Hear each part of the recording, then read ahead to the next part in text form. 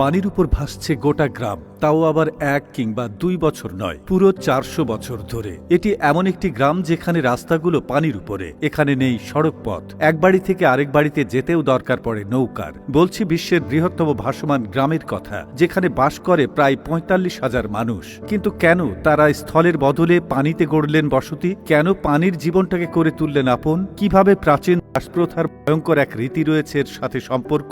এসবের বিস্তারিত নিয়েই থাকছে এখনকার বিশেষ আপডেট। কল্পনা করুন 17 শতকের আফ্রিকা, ভয়ঙ্কর দাস ব্যবসা চলছে পুরো দমে, চারিদিকে শুধু ভয় আর মৃত্যুর ছায়া। ফন উপজাতির লোকেরা পর্তুগিজ দাস ব্যবসায়ীদের কাছে বিক্রি করছে মানুষ, দাসদের কাউকে ধরে বিক্রি করতে পারলেই মিলছে অর্থ।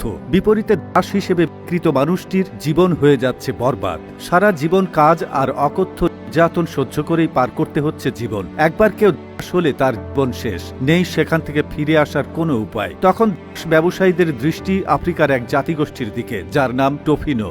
প্রথার সেই অন্ধকার সময়ে টোফিনো জনগোষ্ঠীর সামনে তখন মাত্র দুটি পথ হয়, মৃত্যু না হয় পালিয়ে বাঁচা। আর তখনই তারা নিল এক ঐতিহাসিক সিদ্ধান্ত। মাথায় এলো এক দারুণ বুদ্ধি, যখন তারা স্থলের পরিবর্তে আশ্রয় নিল পানির বুকে। কারণ ফন উপজাতির ধর্মীয় বিশ্বাস তারা পানিতে কাউকে আক্রমণ করতে পারবে না। আর এই বিশ্বাসের সুযোগ নিয়েই টোফিনরা গড়ে তোলে এক অভিনব গ্রাম গানভে, যে শব্দের অর্থই হলো আমরা বেঁচে গেছি। আফ্রিকার বেনিন প্রজাতন্ত্রের লোকে রথের উপরে গড়ে ওঠা এই গ্রাম আজও টিকে আছে, যেখানে প্রায় 45,000 মানুষ বাস করে। এখানকার ঘরবাড়ি পানির উপরে, কাঠের খুঁটির উপর দাঁড়িয়ে। শুধু ঘর নয়,